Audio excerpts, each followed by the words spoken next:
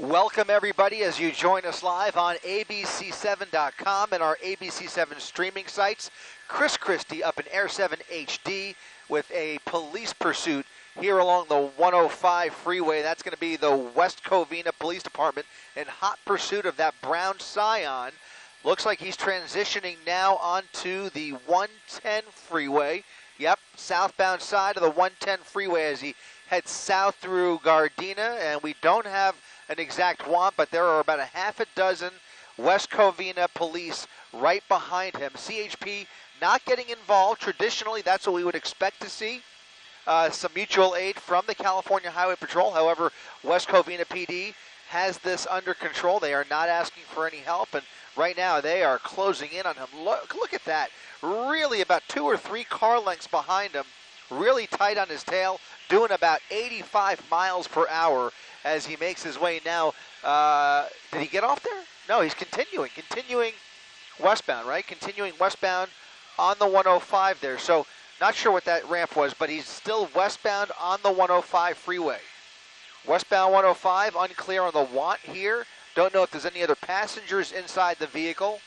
Vehicle traveling at a high rate of speed, again, started in West Covina, straight down the 10 freeway, got off at the 710, southbound 710 to the 105, where we now find ourselves approaching Hawthorne.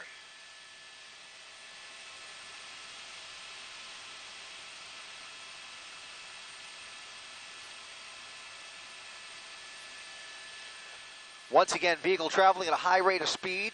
Traffic is very light on the westbound side of the 105 freeway here as he comes up on Crenshaw Boulevard, right next to Hawthorne Airport.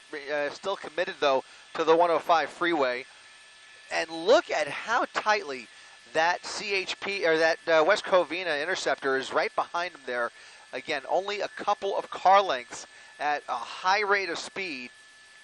Just a little unusual from what we are used to seeing, especially on the freeway. But again, we often, once we get on the freeway, we're so used to the specific tactics of various agencies, and so often it is CHP that takes over the pursuit. But in this case, West Covina PD really putting the pressure on here. About 6 units in pursuit, code 3.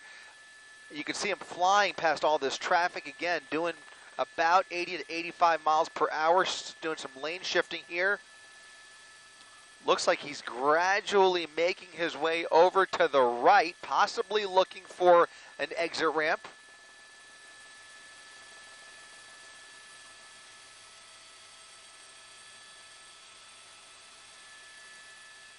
Hey there, Dusk, were you trying to call us?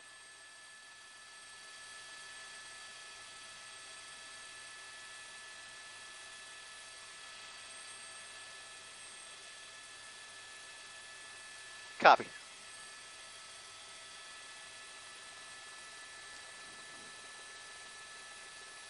Vehicle continuing westbound 105 freeway at Prairie Avenue and getting off, we believe, here in Inglewood. That is the exit ramp. That'll put him on a Prairie Avenue in Inglewood. So getting off of the freeway for the first time here. Over the Gore Point, and maybe making a last-minute decision to stay on the freeway, right? Yeah, staying on the 105. So showed signs of looking for that exit. Indeed, got onto that exit lane. And now trying to figure out if that's still the exit road or if he is, yeah, he has gotten off the 105. So this is going to be Imperial Highway, I believe.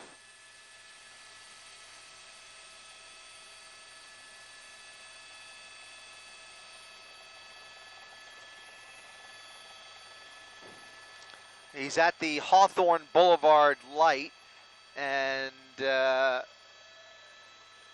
he's got the red light, making a right turn on the red, and he is slowing down now a little bit, making another right turn, and another right. So they are going to make this UE with him. You could count all of those black and whites now. Again, that is all West Covina PD, ready for that pit maneuver. You saw him pull right behind him. And if he continues to slow down like this, he's going to get pitted here pretty quickly, making some random turns through the streets of Inglewood, now at Larch Avenue and 111th Street. That lead primary unit was ready for the pit, but the suspect apparently stepping on the gas there. So a missed opportunity to pit him there. We'll see if he gives them another chance. But not traveling exceptionally fast through these streets. It's a residential area. He's definitely slowed down. Was speeding on the freeway, but now is doing very manageable speeds through this residential neighborhood. We'll see if he picks up the pace here. Right through Freeman there, and continuing now. It looks like he is, I believe, eastbound Lenox Boulevard.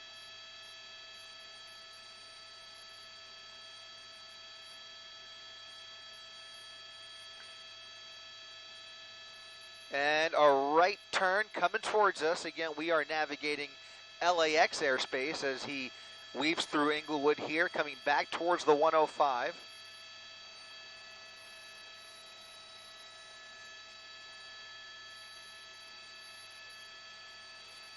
And that passenger seat looks empty. So nobody in the passenger seat, just the driver on board, unless there's anybody in the back seat, you never know. Still unclear what the original want is here, but you have to deduce that, an opportunity for a pit there, maybe a little too fast as he made that right turn through the intersection there, back on Imperial Highway. We'll see if he gets back onto the 105 freeway, but you have to wonder again what that original charge was that has caused them to take this pursuit this far out of their jurisdiction in West Covina, slowing down for another intersection, getting onto the freeway. A chance for a pit here, but not taking it. Still traveling a little too fast, although that would have been a somewhat ideal spot, I guess you could say, especially with no other cars around. But he is now going to head eastbound on the 105 freeway. So back on the freeway, the 105 eastbound in the direction that we came, again, back through Hawthorne, and we'll see where he decides to take them. But this is starting to appear as though he's really making it up as he goes along. Unclear how familiar he is with this part of South LA, but in any event, got it. Perfect. Thank you so much. And word coming into our assignment desk now, this is a possible rape suspect wanted for domestic violence. And they're not going to let this one go. This is a violent suspect who is now on the run here from West Covina. A possible rape suspect wanted for domestic violence, and they are going to get this guy if they have anything to do with it. So taking this pursuit all the way out here to South LA, now heading back in the eastbound direction on the 105 freeway.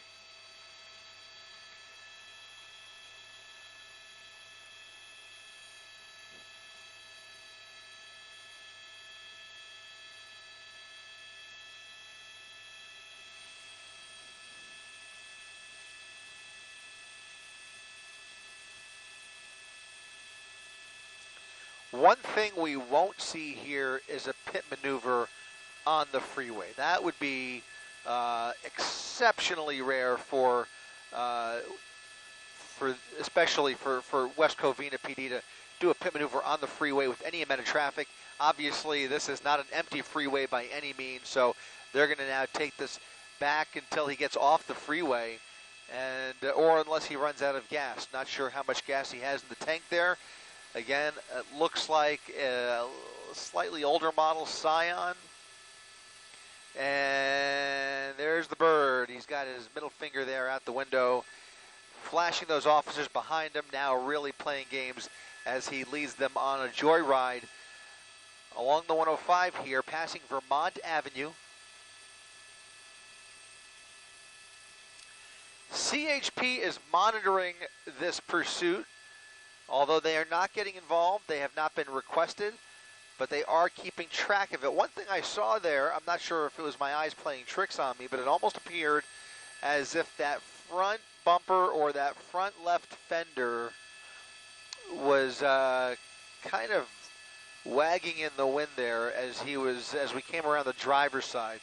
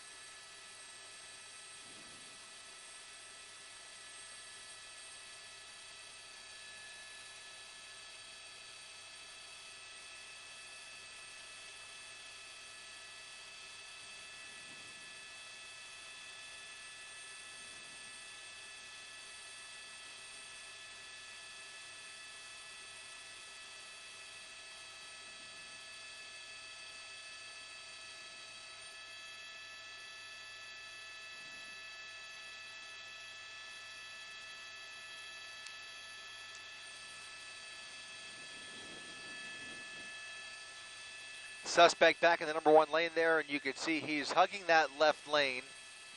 Going with the flow here, pretty much with traffic just slightly over the speed limit, if anything, passing Wilmington Avenue, eastbound side of the 105 freeway, maintaining that specific lane for now, and a single file line of West Covina officers right behind him as they, you could tell they're just not giving him much room to play with here.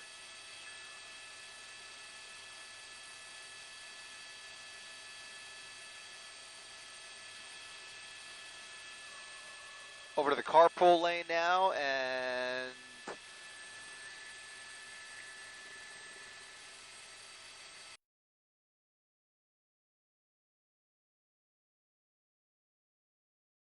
when they continue to pursue a suspect like this and they don't want anyone else to be involved. There can be issues with a chain of custody, and they just want everything to be on their books.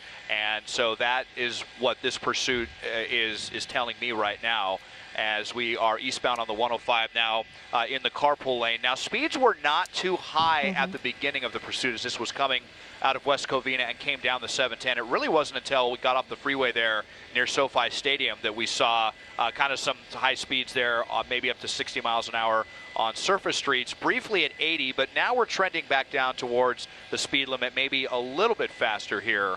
And we will see what the suspect does. If they're going to continue in the carpool lane, then they're going to pass up the 710 and head for the 605. Yeah, and speaking of speeds, I mean, we haven't seen this person slow down since they jumped onto the 105 freeway once again. You can see them really going fast on the carpool lane there, as West Covina Police Department is right on their tail. But really keeping up with them. You know, we often watch these pursuits, and oftentimes when they go too fast, they'll actually pull back because the high rate of speed, like this one, we're getting into the 90s now. But, you know, oftentimes, again, as Desmond was talking about, when an agency really wants this person for something they did, and it was probably something heinous, you know, we're talking about they're going to, you know, stay on this person and try not to lose them. Again, the LA County Sheriff's Department with their chopper overhead, West Covina Police Department on the ground pursuing this person tonight, and the want is child endangerment. Yeah, take a live pictures here on KCAL 9. This is breaking news. Suspect wanted for child endangerment inside this crossover Scion, if you will. It's being followed now by several West Covina police cruisers, and they are actively pursuing this vehicle. Went just from the left-hand HOV lanes now all the way to the middle lanes there. This is going to still be the eastbound of 105, the exit of Norwalk, happening right now in Compton. We did have some information earlier that showed that possibly that might be connected, the vehicle might be connected to an address in Compton. So we'll continue to follow that information as well. That would make some sense as to why we're driving around in this area. But, you know, this is one of those things where we're on a highway speeds, everybody's going in the same direction. It appears that this driver is not being especially reckless at this point in time. You know, we have seen those really desperate moments, Susie, in chases where these drivers will hop onto the sidewalk or go through the stop signs and stop lights. Not so much of that tonight. This driver is, of course, leading police on a police pursuit, but these speeds are somewhat manageable. We've just seen that one occasion where it got over 100 miles per hour. But so far, so good. Nothing too dangerous, which is nice to see. It's a calm pursuit at this point in time. We certainly hope it ends that way. Absolutely. And we were talking about how, you know, the cruisers on the ground were getting really close to this person. And oftentimes when a person, you know, we're talking about a person with a child inside the car, or perhaps they're armed, which could, you know, have been the case in this situation. We don't know how this child was harmed. That's what we're assuming, and that's why this person is being chased right now. But, you know, we don't know exactly what's happening inside that car, but we do know just from the clues that the West Covina Police Department is giving us in terms of how they're chasing this person. I think it's safe to assume, first of all, the child's not inside this car. If they're armed, still unclear. 94 95 miles an hour, 98 miles an hour, almost up to about 100 miles an hour. And you can also think that, Susan, those police officers, if they know that it's child endangerment, they've probably been in contact with the child, maybe the mother of the child, a guardian of the child, and maybe they do know a lot of information about this suspect. That has, of course, occurred time to time. We don't have any indication that this vehicle is stolen, so they've obviously run the plate and they have a lot of information on this suspect.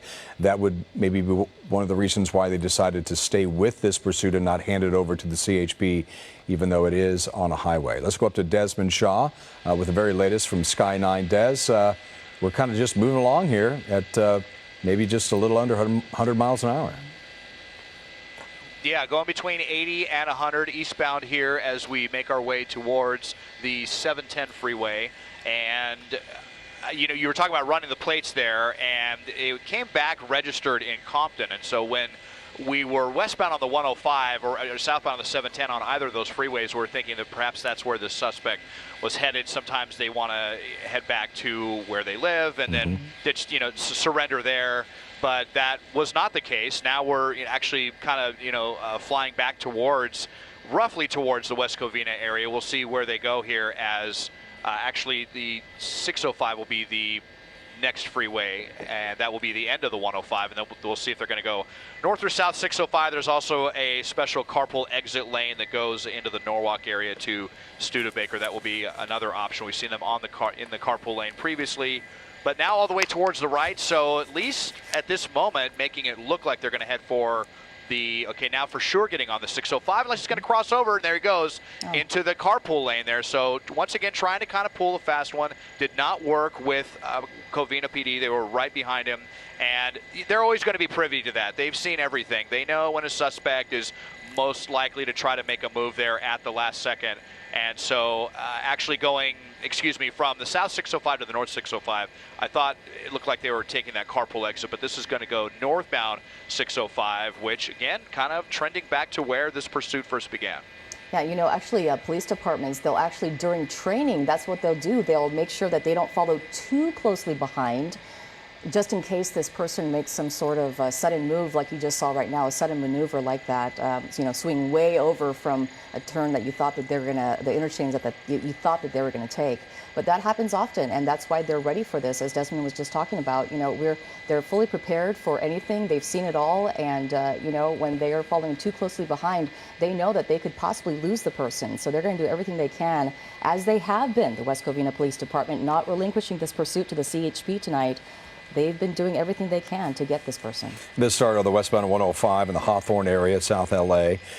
West Covina police are responding to this. They went then on the eastbound 105 after going onto some surface streets. We do understand now it's on the northbound 605. LA County Sheriff's Department has their chopper overhead. And of course, we have our chopper overhead as well as we continue to follow this live police pursuit of a driver wanted for child endangerment. We do not know the extent of the injuries to that child. We do not know what the circumstances are and what led to that. We do understand that this is possibly the driver of the vehicle that owns the vehicle, and we do understand that the license plate goes back to a Compton address. Yeah, let's go back up to Desmond Shaw live in Sky 9. And Desmond, now in the 605, correct? That's right, northbound on the 605, crossing over the 5 freeway right here. So committed to the 605 as we head towards Santa Fe Springs and Whittier, up towards the City of Industry. Once we get to the 60, you see the 2 units here that are immediately behind the vehicle, and then several others that are behind, and those vehicles may be trailing back there to provide a little bit of traffic control. If anyone else tries to go up ahead of them, then they can potentially do round robins on the freeway so that they do not potentially get involved in this pursuit. But now we're exiting the freeway at Telegraph. First exit north of the 5, so this will take us into Santa Fe Springs or Pico Rivera, depending on which side of Telegraph they decide to go here. Looks like this is going to go to eastbound on Telegraph. And now we're back onto some surface streets, and we'll see how dangerous this suspect wants to get, and we'll see how aggressive West Covina wants to get. Let's see if they have any other pit maneuvers in mind. It kind of looks like it, like this officer just waiting for the opportunity, and there it is, right there. He tried again, kind of smashed the rear bumper, though. And I think that may have happened earlier. We noted that damage on the bumper previously, so I'm thinking this may have been the second pit maneuver attempt, and let's see how the suspect responds. Sometimes they get really panicked once they do a pit maneuver like that, and tend to speed up and try to get away from the police. And now back on the highway. Be getting back on the freeway. Yep. So this will be going reverse now, southbound 605. Might have spooked the suspect into getting back on the roadway so that they don't get pitted again. That's just too bad that did not work out, because that was a pretty good attempt at that pit. And, just one of those things where as much as they can train, they've done such a good job in training, and he was in a perfect situation to do that pit maneuver. You just never really know the circumstances, the environment, and just what the driver will do. And for some reason, he evaded that pit maneuver. Susie. Yeah, and as Desmond was just talking about, perhaps he did get back on the freeway, because the 2 times that he was on surface streets, we believe 2 pit maneuvers at different times were attempted, shown from the damage on his bumper, and also that second pit maneuver attempt that you just saw here on KCAL 9. And it looks like back on the freeway, going at a high rate of speed, Desmond. Yeah, that's really kind of the policy, isn't it, Susie? Once they're on the highway, they don't. I'm just going to interrupt you real quick, Des, because we're going to bring up that inset box, and we're going to show you that attempted pit maneuver that happened just moments ago live here on KCAL 9. This is of a suspect wanted for child endangerment, the lead cruiser for West Covina Police, trying that pit maneuver, but it doesn't quite work. So we are continuing on your left-hand screen there. That's going to be the live picture. Let's go up to Desmond Shaw on Sky 9 with the latest, Des. Yeah, so we're almost certainly not going to see a pit maneuver right here. We've only seen it happen twice in the past, and once was in some fairly heavy traffic. They were only going maybe 10 or 20 miles an hour on the 101, and that's why they did a pit maneuver in that pursuit. And then another time it was a similar situation, but you can see wide open traffic going between 60 and 80 miles an hour. That's not going to happen on the freeway. It's a very precise maneuver as well. That would be extremely difficult to attempt even if they had the authorization to do it at 60 miles an hour, which obviously they do not. And you can see right there just how everything has to go perfectly, and it looked like the officers set that up so well on telegraph as the suspect was coming into that turn, and it just didn't quite work out. So here we are back on the roadway, and it looks like we're going to be headed back for the westbound 105, kind of deja vu here. But let me give it back to you, Jeff and Susie. We might be getting some new information from the assignment desk. Okay. Well, as Desmond gets that new information, we've covered a lot of ground here. We're talking about this started in West Covina and ended up in the South LA area, and it looks like we're doubling back towards that area. The person exited on telegraph for just a moment where there was a second pit maneuver attempt. So good by the West Covina Police Department, but not successful, unfortunately. And then they got back on the freeway, as you can see here. I want to show you that pit maneuver one more time. On the right side of your screen, you're going to watch the pit maneuver attempt right there when that person is, I'm sorry, this is when they were on residential streets, and these are highlights from earlier in the pursuit when they were going pretty fast on residential streets there in South LA. And then they got back on the freeway. But as we've been talking about, they have covered a lot of ground, Jeff, from West Covina to South LA and now back in the Santa Fe Springs area. And you got to wonder, when are they going to run out of gas? Yeah, there's that pit maneuver right there, that latest attempt as we continue to take a look on the right-hand part of your screen. Now full screen of the live shot, and I just got to say that lead driver there for West Covina, he is really tracked and right on top of that suspect vehicle. I would assume he's the one that at least had that last pit maneuver, possibly that first pit maneuver. We think there might have been 2, just taking a look at the damage of the vehicle, but we know of at least 1 pit maneuver. Of course, that was unsuccessful, but as you mentioned, Susie, this has been a pursuit that has hit a number of roadways throughout South LA. Westbound the 105, when we first engaged with this here on KCAL 9, eastbound 105, the northbound 605 to the southbound 605. In between there was when that attempted pit maneuver occurred, and then now westbound 105 as we take a look at this suspect who is driving wanted for child endangerment. And we understand the tag comes out of Compton as we continue to follow this live here on KCAL 9. LA's latest police pursuit. And Susie, we're not really hitting any highway speeds here. We don't have the speedometer, but at one point in time they were up over 100 miles an hour, and now seemingly looks to be just about highway speeds. And this information just into our newsroom. This is breaking news with the West Covina Police Department telling us that the want is actually domestic violence and not child endangerment. So we don't know, again, the situation, what had transpired in West Covina kick this pursuit off, but we do know that it was something offensive. It was something that this person obviously is going to be wanted for, and this is what's happening right now on the freeway. Yeah, and you know, police officers will tell you some of the most dangerous calls they go on are domestic violence. There's obviously a lot of emotion there, and that leads to something like this. They got to take a lot of precaution. As we take a look at this police pursuit live, as that vehicle now is taking a pretty aggressive move onto another. This may be an exit now. This is going to be the 105 westbound. Are they exiting here, possibly at the Pasadena exit, back onto surface streets? We'll watch as we take a look live here. That's West Covina Police in pursuit of this suspect. We've just upgraded, if you will, or updated rather, that charge and that want for the driver of domestic violence. We had been mentioning child endangerment. That was the first information that we got, was that the driver was wanted for child endangerment. But now we understand West Covina Police has told us now that it's for domestic violence. And we watched 2 pit maneuver attempts by the West Covina Police Department that were unfortunately unsuccessful. But when we talk about pit maneuvers, first of all, they have to be approved by a supervisor. So that lead agency, or the lead officer in this pursuit right behind this person right now, is not the one making the decisions. They are listening to a supervisor tell them on the radio, hey, go ahead and go for that pit, or don't do the pit because it's too dangerous. And of course, like you were talking about, Jeff, there are so many different factors that go into a pit maneuver. You can't just do it, as we're talking about. Not only do you have to have supervisor's approval, but you also have to make sure that the conditions are just right. Make sure no one's around. Make sure no other cars are around, no pedestrians, obviously. You're not putting other people's lives in danger. The conditions, the weather conditions have to be right. And you have to do it in such a way that they can actually, one person, the person who's pitting, can get away and another officer can come through and make those arrests. So lots happening, and unfortunately, it didn't happen on that second attempt. So many moving parts, if you will, when it comes to something like this, and all the training that goes into those great officers, the men and women on the ground that are doing this right at this point in time, this police pursuit of this driver wanted for domestic violence. Let's go back upstairs to Sky 9 and Desmond Shaw. Now, Des, you took a little break to get some more information, so go ahead and give us the latest. Yeah, so we did clarify that it has now been clarified to domestic violence and not child endangerment. We understand that whatever happened today.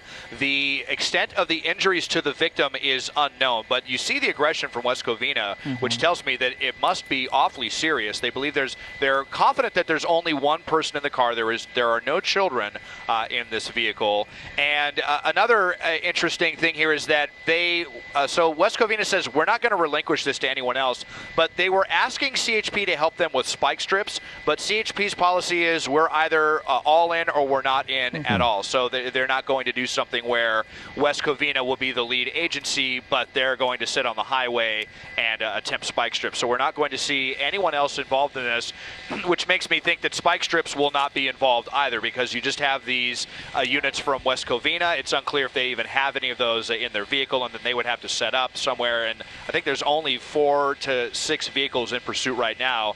We've seen that, the pit maneuver is what they're thinking they want to use if they get the opportunity. They've already tried. It didn't work. Otherwise, they're going to take this as long as it goes. If that involves the vehicle running out of gas and the suspect surrendering or getting out of the vehicle and running, however it is, they're going to be the ones that will be in charge of this pursuit. Northbound on the 710. We had been on the southbound 710 earlier in the pursuit just before we picked this up. So now northbound, headed back as we head through Southgate, headed towards the 5 freeway. And just to speak to what you were talking about, Desmond, about the West Covina Police Department not relinquishing the pursuit because the CHP is all or nothing with these pursuits. Oftentimes they don't have the same communication channels on their radios, and that's a big hindrance when they're obviously working an operation like this, which is so fast and so fluid. They definitely have to be on the same communication, on the same page, if you will. And oftentimes they can't do that with a different radio station in a different jurisdiction. So it's hard to do that, first of all. But also, they have their own equipment, they have their own protocols, and of course, they don't want to mix those. It's kind of the prerogative of the agency where this involved first, where the call came through, which was West Covina. And they are obviously going to take that prerogative and stay with this police pursuit. And that is something that tells you a little bit about this case. Police officers, they say those understand that some of the cases, the calls that they get, some things that they are real in tune with and could be the most dangerous. So it started on the westbound 105, eastbound 105. Then it got northbound 605. Then there was a pit maneuver that failed at the exit with Telegraph there off the 605. Back on the southbound 605, westbound 105, now the northbound 710. And you see there 1, 2, 3, 4, 5, 6 cruisers in pursuit of this driver. That's right. And as Desmond was talking about, just to clarify once again, this happened in West Covina, and it was a situation of domestic violence, and that is the want right now. We thought it was child endangerment earlier, but we have corrected that since. This happened today. Whatever the crime was, whatever this person is wanted for, the act actually happened today. We believe that one person is inside this car. No child inside this car as far as we know. And the CHP at one point was asked by the West Covina Police Department to possibly help with spike strips, but the CHP refused because they often times when they're doing their pursuits, or I should say all the time, they want their own vehicles, their own protocols, and they have their own radio communication lines, and so they refused. Yeah, Desmond Shaw's been, of course, following this here on KCAL 9 from the very beginning. He joins us from Sky 9. With the latest, up to about 65, 70 miles per hour. Des, just continuing northbound on the 710. That's right. There may be some traffic that goes to the northbound 5. If you know the northbound 710, you know the ramp to the north 5 is kind of a weird one because it's on the left there. You see that stop traffic. There might be some, either a crash or some construction on the northbound side of the 5. So the suspect does not want to get involved in that. So here they're continuing northbound 710.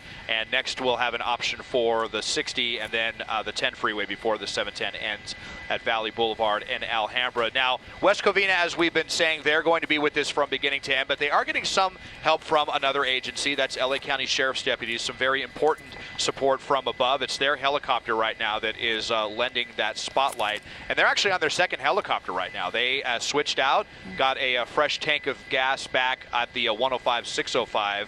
I believe their helicopter came in from Pomona, so that just tells you, the dedication that they will help other agencies when it comes to air support, because a lot of these smaller cities don't have their own air force the way that LAPD does or the way that CHP does. So that's why a lot of times when you're dealing with one of these smaller jurisdictions and you have air support, it's going to be LA County Sheriff's deputies. So on the 710, but it looks like we may be getting off of the freeway here, and let's see what happens again as we get off on some surface streets. This is going to take us to 3rd Street as we peer behind this sound wall right here.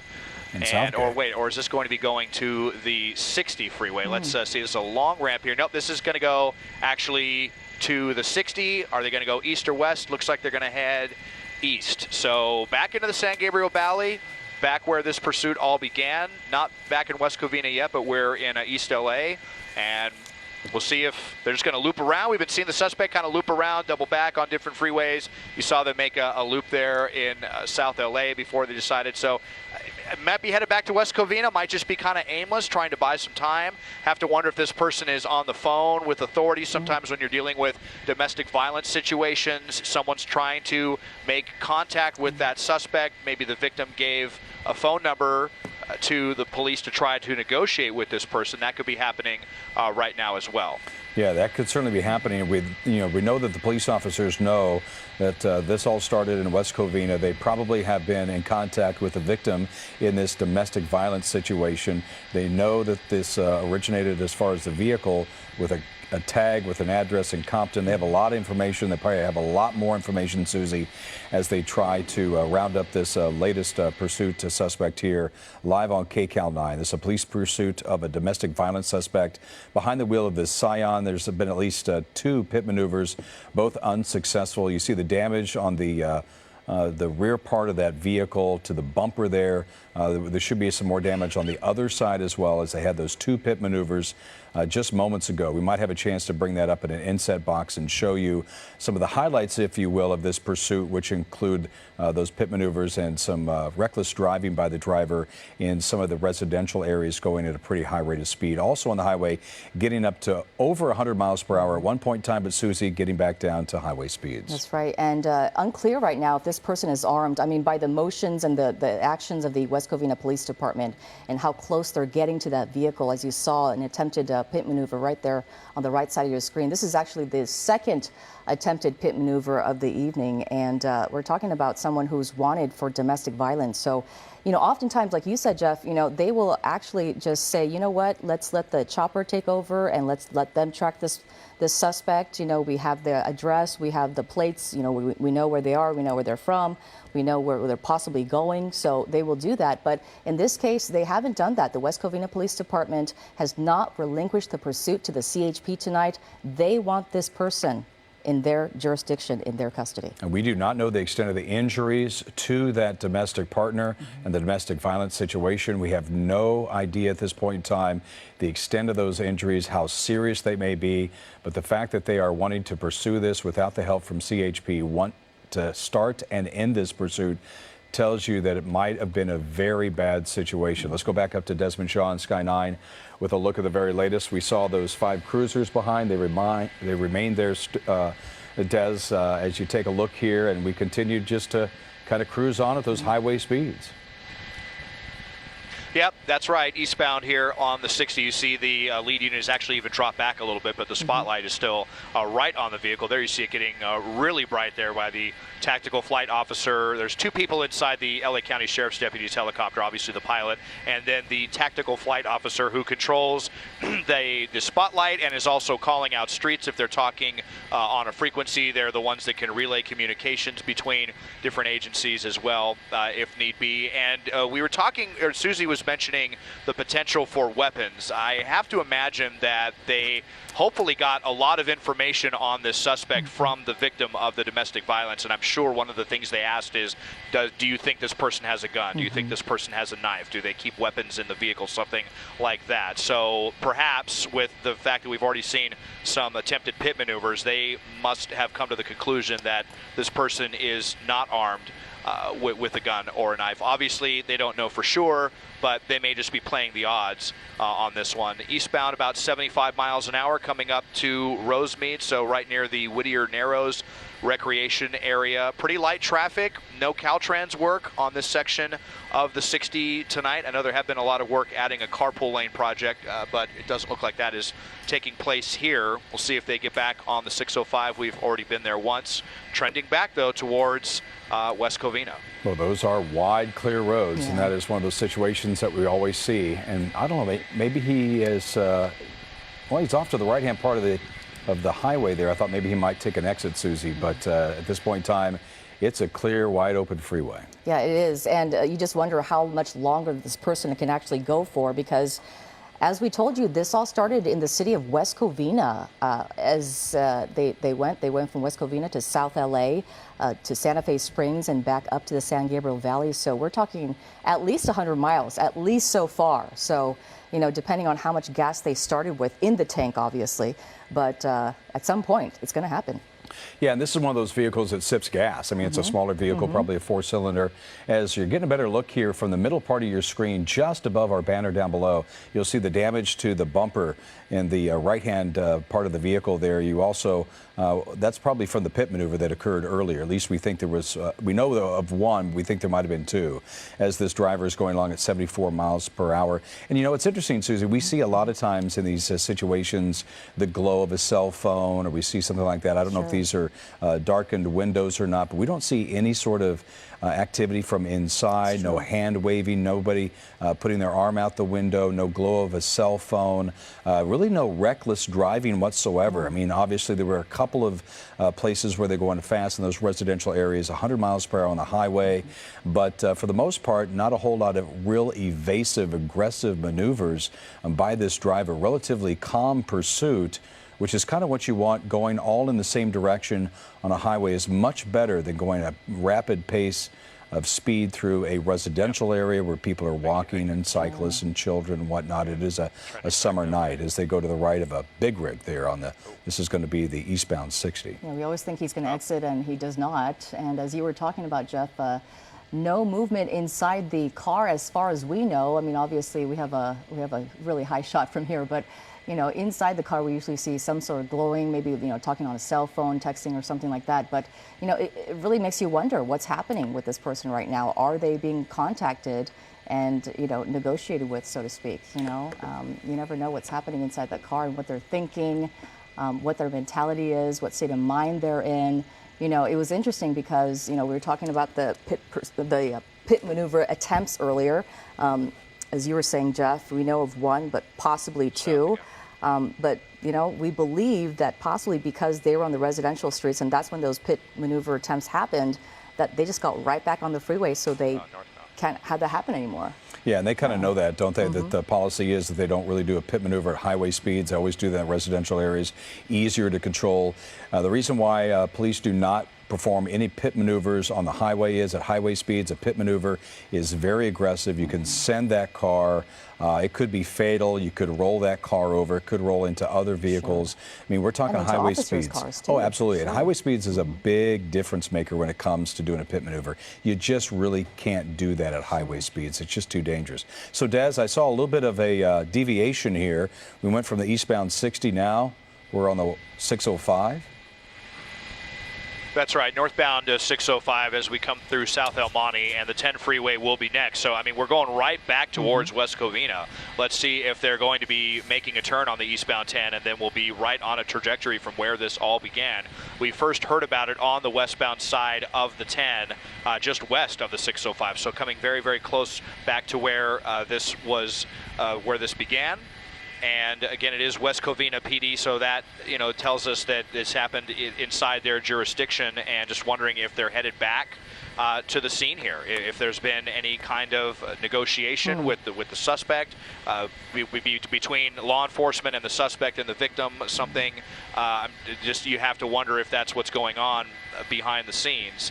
And yeah, really low speeds on this one. It's you just never know how these pursuits are going to go. Sometimes they're just outrageously dangerous, and other times you have a pursuit like this where if you're that motorist that's right there on the right, you might not even have any idea that a pursuit's going on. You might just think that this officer is trying to light them up because of a traffic violation and, you know, pull them over and give them a ticket, until you see that there is a spotlight overhead and then 5 or 6 other units behind them, and then that's probably going to clue you in that something much more serious is afoot here.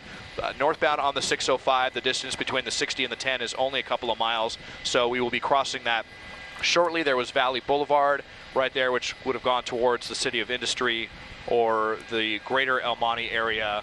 And if they pass up the 10, they'll be headed towards the 605 in those right lanes. Eastbound 10 would take them right back to West Covina. Yeah, and that makes a lot of sense. A lot of times, Susie, we see these suspects go right back to familiar territory. A lot of times, sometimes they just go back home, and we've seen that before. So maybe that's what this driver is doing. It's a rather calm pursuit. Maybe that driver is communicating with somebody inside the vehicle. As this is going to be an exit here for sure. What's this exit, Des? This is going to take us, it looks like, to the eastbound 10. Taking it to the, here we go, eastbound 10. So headed towards West Covina. My assignment desk telling me that if they were going to go westbound on the 10, the suspect may have run into some serious traffic because there was a bad crash over that way. So instead, eastbound on the 10. And now we're really, really wondering if this is hopefully going to come to an end soon, if the suspect is just going back towards West Covina to surrender. Certainly our hope. We'll see how it plays out, but we're coming into Baldwin Park, and then we'll be in West Covina next. Yeah, and as we know on the freeway, you know, police officers, they're very limited with the stopping mechanisms compared to residential streets or surface streets, certainly because of the highway speeds. But so far, all we've seen is are 2 attempted pit maneuvers. We saw one. We believe there was another one at some point earlier on in the pursuit before we got over it. We got over it in South LA. This started in West Covina, and it was just off the westbound 10 freeway, and it looks like that's where we are once again, where we started. This pursuit took us all over Southern California. We went to the westbound 105. 605 north, 710 northbound, 60 freeway, 605 north, 10 east now. And we're hoping that this person is perhaps returning to where the crime happened so that they can be arrested and caught by police. Yeah, don't forget the eastbound 105. It seems this whole pursuit has been on the highway. Sure. And I think that that's for the reason of the driver to keep officers from attempting that pit. I mean, you can't say for sure, but we think that those pit maneuvers occurred obviously on the residential streets. Most of these police officers have the policy they must follow to have that pit maneuver at slower speeds. That is not allowed then on highway situations, and so maybe the driver was thinking, if I stay on the highway, they're not going to pit me, and I'm not going to, They can't do much, right? They can't do much. They're not going to stop me until I get home. So we really do truly echo what Des said earlier. We hope that this suspect is going back home. We know he's wanted for domestic violence in West Covina. This all started there, and West Covina initially took that call for that domestic violence in West Covina, and they've been pursuing the suspect ever since, going on almost, well, probably more than an hour. It's been on our air for probably close to 50 minutes now, and they've been doing that for longer. So we certainly do echo the comments of Des and hope that this goes back to the neighborhood, goes back to that place, because we've seen that so many times before. We just hope that driver will pull over, put it in park, drop the keys, get out, and give up. That's right, but who knows? You know, we don't know the circumstances of what happened in West Covina, which started this entire thing. We don't know the circumstances of the domestic violence incident that apparently happened today, according to the West Covina Police Department. There is, as far as we know, one person in this car, and we were talking about, you know, stopping mechanisms, and the CHP earlier was asked by the West Covina Police Department to possibly help with spike strips. I don't know if that was actually on the freeway or maybe on a surface street if they exited or not, but we do know that they said no because of the fact that they want the entire pursuit if they're going to take over. We're going to lose Des here for just a few minutes before we head over to CBS 2 at 11 o'clock with Pat Harvey, as she'll take up the call here at the top of the hour. So we're just going to go ahead and update you here until we get to that point. This is the pursuit, LA's latest pursuit. West Covina police in pursuit this entire time of a suspect wanted for domestic violence out of West Covina. They started in that area, then got onto the westbound of 105. Eastbound 105, and that's when the chopper then for the LA County Sheriff's Department got overhead. We saw the northbound 605 as well. Then they exited there at Telegraph. That was the attempted pit maneuver, which we had here live on KCAL 9. Then back onto the 605. 5 West Covina police cruisers in tow here. Then it was on the westbound 105, the northbound 710. And I'm almost losing my breath, Susie. The eastbound 6, No the northbound kidding. 605, and now the eastbound 10, trying to get back, it looks like, to the West Covina area. They must have had a lot of gas in that tank. You know, Sure seems like it. You know, they haven't run out of gas yet, so we know it was actually more than 100 miles they've traveled so far. And they have yet to run out of gas, and it looks like they're going full steam ahead, not slowing down, as we have been watching this pursuit, as Jeff was just talking about, for the good part of almost an hour now. And the West Covina Police Department has not given up on this pursuit. They have not relinquished it to the CHP. They really want this person for the domestic violence incident that happened in their city earlier today. Again, we don't know the circumstances of that actual situation. We don't know what happened, but we do know it was something heinous. They want this guy right now. Yeah, that's very interesting. You don't see that very often where the agency gets onto a highway and does not hand it over to the CHP. West Covina said they want to take this all the way from beginning to end. It looks like they're going to do that, and you got to give them credit. They've done a good job. They had that attempted pit maneuver that didn't quite work out, but they have been on the job the whole time. 5 cruisers following. We should mention that this is a domestic violence situation.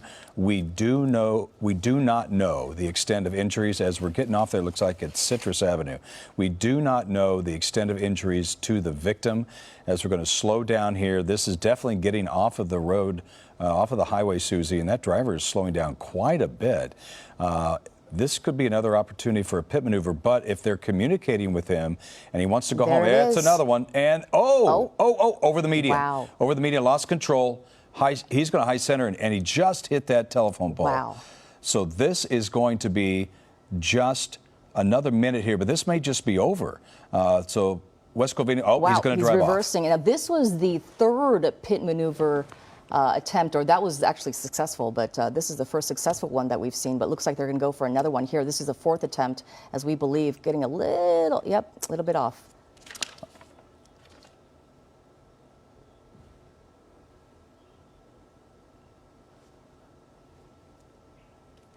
Okay. You said 11:01:15, so I was waiting for that. Right? Oh, okay. Well, I guess we're back on here until we toss it over to CBS 2. Pat Harvey is standing by. Pat, take the call.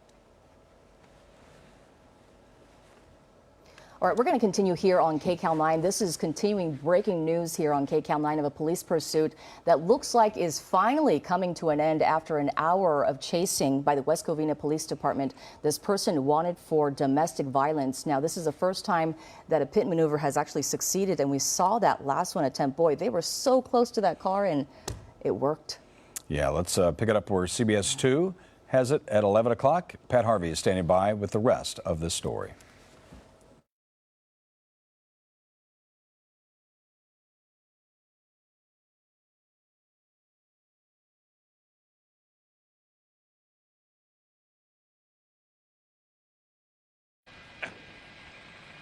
Yeah, absolutely, Pat. I actually heard you say, did that just happen? Yeah. And indeed, it did.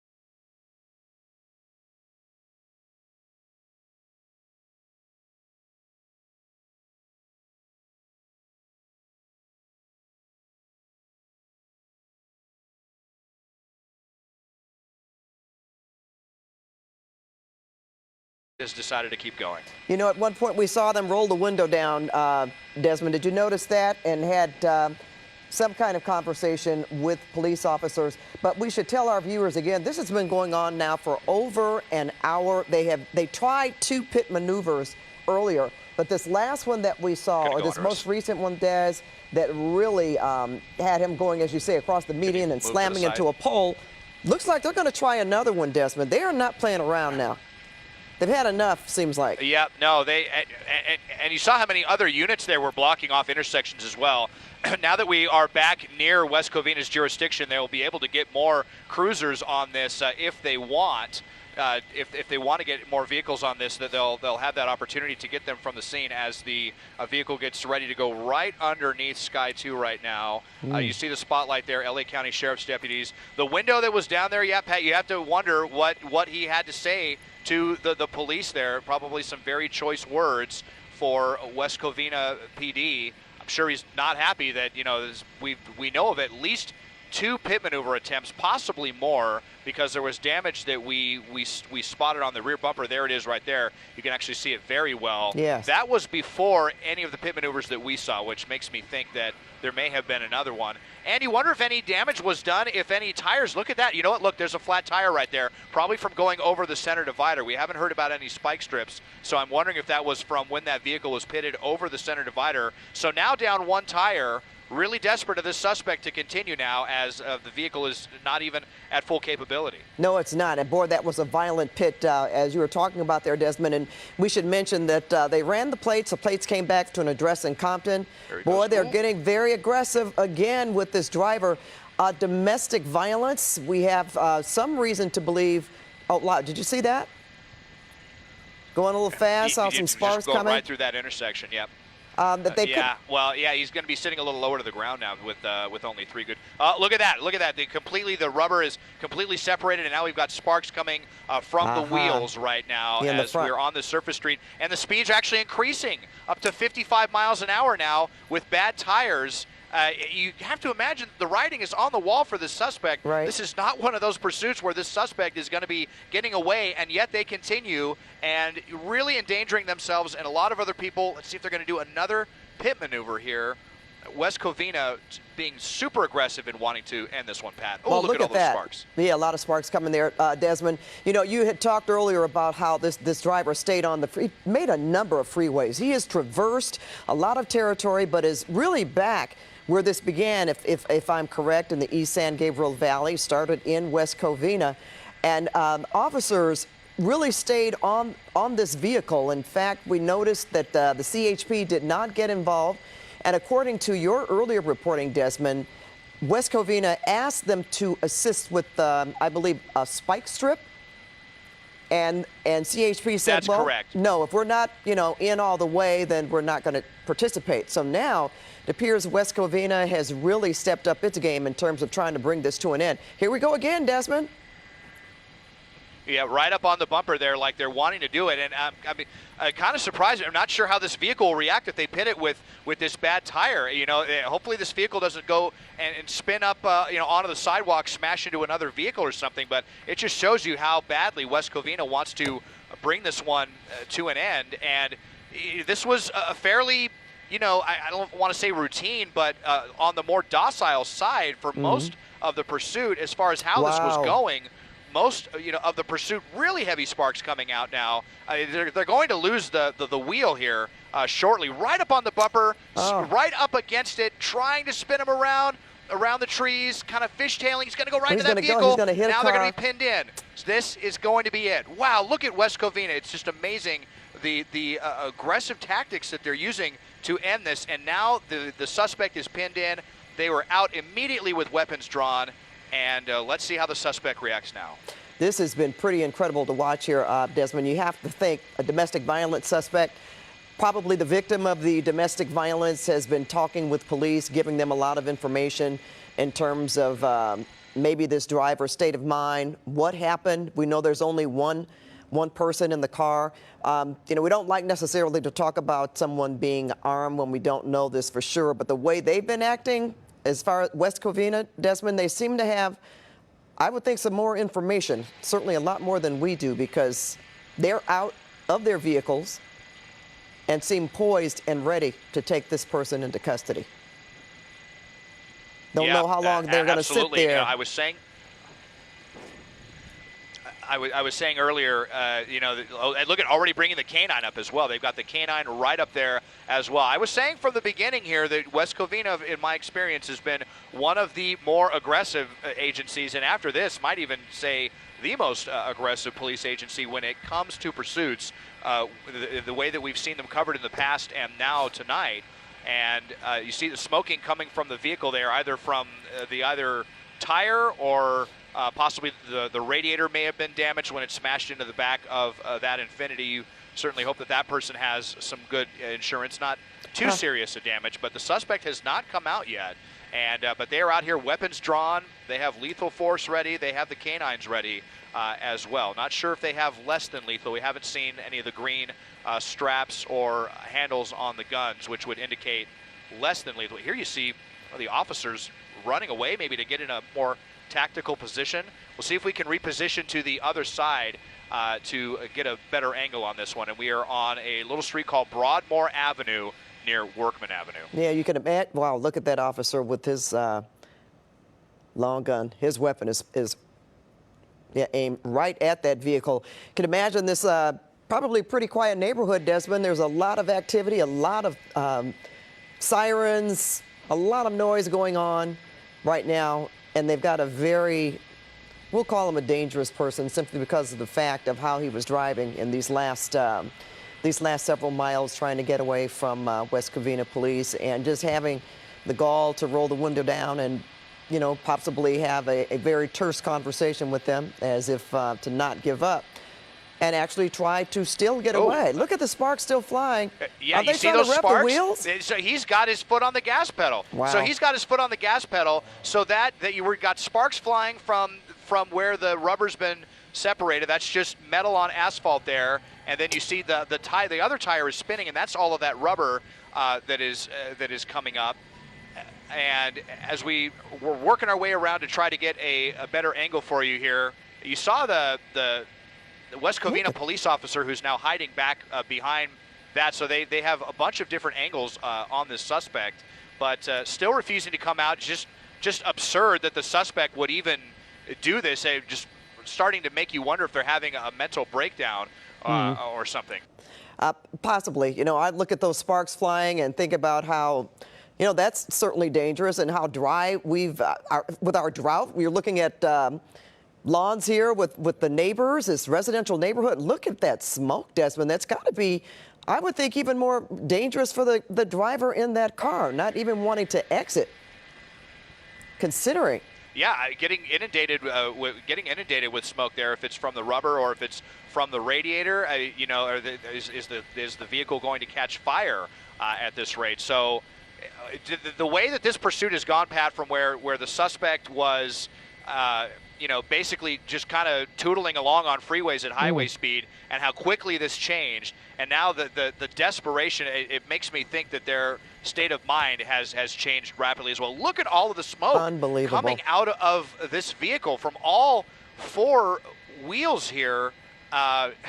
This is, you know, horrible for the suspect and for police that are having to breathe in all of these fumes, but you can see how stalwart they're standing behind their vehicles, even though they're taking in all of this smoke right now. Yeah, but look now at that that officer. we are on this side, you could get, yeah, right. You know, they're not. Very close. They don't care at all.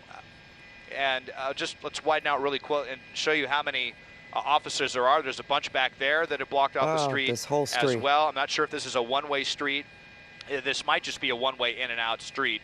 I don't want to widen out too much to lose the shot to learn that, but you can see here on Broadmoor Avenue, and yeah, a quiet street, Pat. You can imagine here you're probably getting ready for bed, and then you hear lights and sirens, and then the smash of bumper on bumper, and now then, smelling this smoke. You know, the police blaring on the loud horns, and then this as well. It's got to be, I mean, incredibly frightening for people living on the street, and I'm wondering, you know, that officer Wes Covina may be going around to some of the homes, alerting them to what's going on and to shelter in place. And a minor correction, thanks to one of my car friends who told me this is not an Infiniti that was smashed into. It's actually a Kia Optima, but you can see all of the smoke that continues to come out. Yeah, and if I was the owner of that Kia Optima, I'd be a little concerned as well, Desmond, not just from being hit, but again by all of that smoke and the sparks that were coming from that Scion that the driver is still in.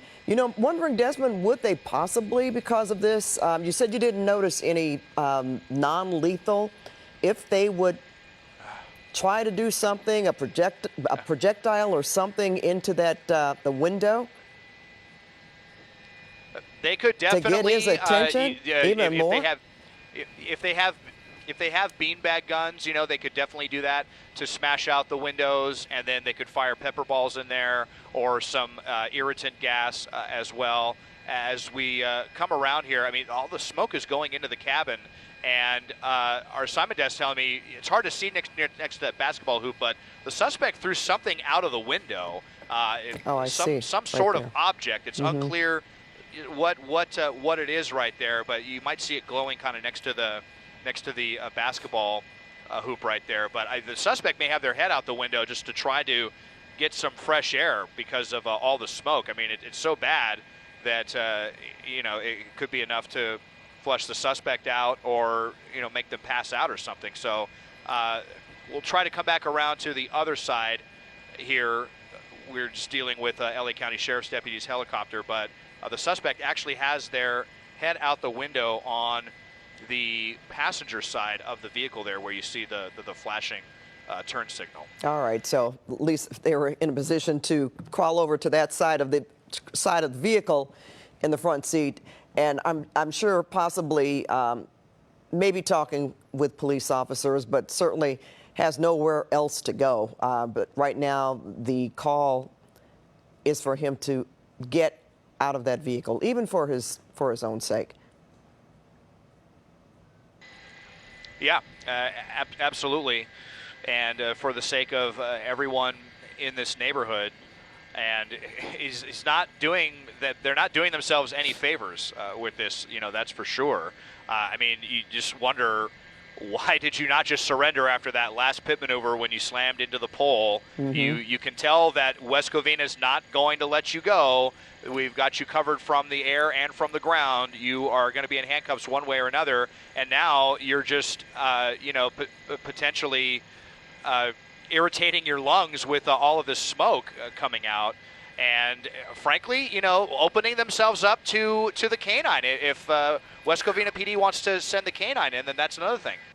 Yeah, especially, I don't want to be crass here, but Des, if the guy's got his head hanging out the window, I don't know if you necessarily want to be greeted by a canine. That certainly would not be very pleasant for this person. But when you think of all the trouble that West Covina police have gone to just to get this to come to an end, and here they are at the end of a pursuit that lasted over an hour, and now it has ended so violently with this vehicle crashing into another car and smoke coming from the vehicle. Officers, that's a lot of time and effort that they're putting now. Oh, I thought I saw, was that a cone or something? I thought an officer it might have been something. a less than lethal. I saw I saw some orange coming off of that gun, which makes me think that it was one of a variety of less than lethal projectiles that officer might be getting ready to use. We're just dealing with some trees here right now, some very ill-placed trees. We wanted to get over to the passenger side because we understand that they might be hanging out the window on that side. But so just bear with us here as we reposition. But West Covina, we'll see when they're going to go in for a move. As far as, they've been so aggressive to this point, I'm kind of surprised that they haven't just gone in and smashed the window and yanked the suspect out. Right. And something, too, you mentioned that this is where it started. We don't know. This could be an address that this person is familiar with. We don't know that yet. I'm just thinking because he ended up all the way back in West Covina, and all the time it took for him to try to get away. And let's face it, you were talking about how diligent the officers were on the freeway, and this driver knew that they wouldn't pit him on the freeway, so he was back and forth on several freeways for over an hour before this ended, and then came up on surface streets closer to where this began. I wonder if this is somewhere near, or this address could be someone that he knows or near someone that he knows. Yeah, that happens a lot, right? They try to go back to the scene, and this was a domestic violence dispute, so this person probably got so irritated with that last pit maneuver, but really had nowhere else to go.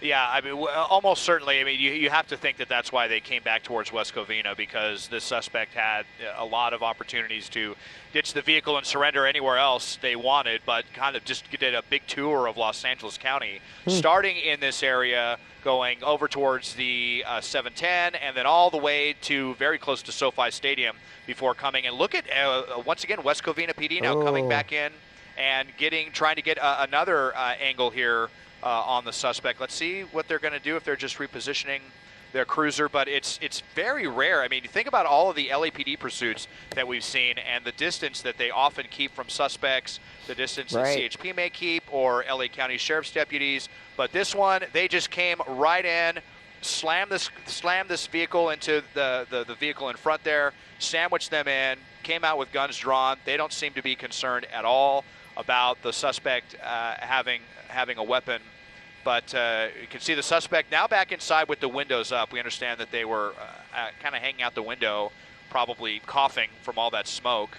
And I'm sure they were, saying something to West Covina PD. But now we see, another officer out here right now with guns drawn. And lights lethal on him. or less lethal, not clear. Yeah, lights as well. Not sure where the canine went. Canine might be standing by back here, but we have not seen that deploy. Have to wonder if beanbags through the windows are going to be the next step here to try to convince the suspect to come out. Yeah, I was wondering if they were going to do that earlier, Desmond. From our angle here, I can't really tell. I can't really see the person in the car, if they're moving around. We noticed when he was driving, though, earlier, Desmond, I don't remember you talking about him making any erratic moves, didn't really drive. High speeds at times, but then not too erratically. And you never talked about him moving around, as we sometimes see these drivers get so irritable. And I can't see if there's any movement in the vehicle right now, but the police are very much, you know, with these sirens going and they were shining lights on the vehicle, at some point you would think they could possibly use the bean bags and try to get this this driver to come out on his own. But I don't know. It doesn't look like that's how this is going to go, Desmond. Yeah, well, I mean, we'll see if you know, they want to call in a sheriff's deputy SWAT team or anything, but you know, probably not, because we know that West Covina was not interested in handing this off to any other agency. I'm not sure if West Covina has their own armored Bearcats or not, but out here with the weapons drawn, and I'm just kind of surprised that they haven't moved in at this point. Maybe they're talking to the suspect on the phone right now. Oh, there we go. Right there. They might have just shot some pepper balls into the driver's side right there. We'll see if we can come around now and get a better view of the driver's side on this one. But they may have just fired something through one of the windows there. Yeah, that was a huge move there, Desmond. But boy, yeah, almost wonder if this guy has a gas mask or something inside that vehicle, because he certainly has not tried to exit as far as we can see. We saw him stick his head out of the window at one point, but you know, with all that, it's kind of amazing sometimes what these suspects are capable of.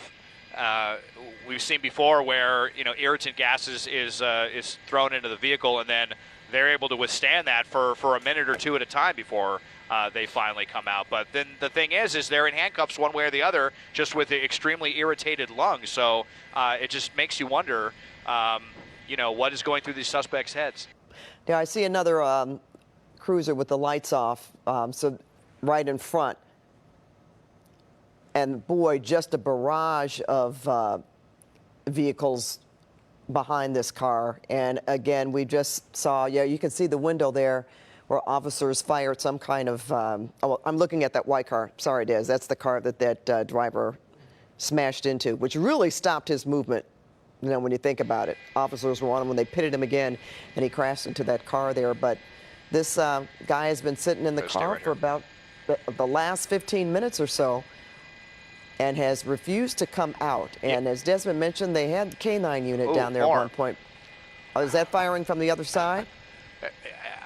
I think so. So right as we moved around to the driver's side, I think they just fired it to the passenger side. But we're just going to stay right here, kind of have both sides covered, and see where the suspect decides to come out. But yeah, 2 crashes for the suspect when things were going so docile for almost the entire length of the pursuit.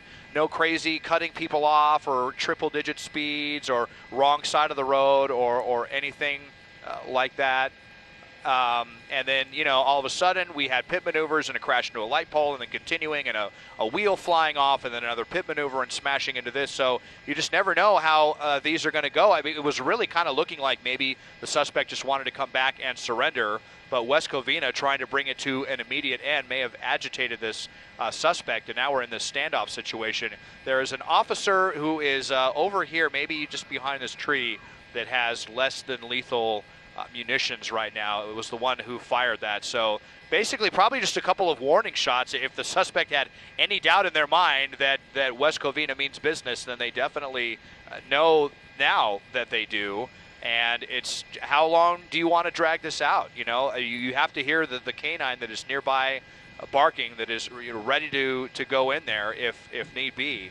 But just refusing, sitting here, inhaling noxious fumes from earlier, from the tires and all of that smoke that we saw coming out. But just incredible resistance here by this obstinate suspect. There's no question about that, and hopefully when this comes to an end, if it's on his own volition, that he'll come out with his hands up and surrender in that fashioned because, you know, to withstand all of this and to be that obstinate, as you say.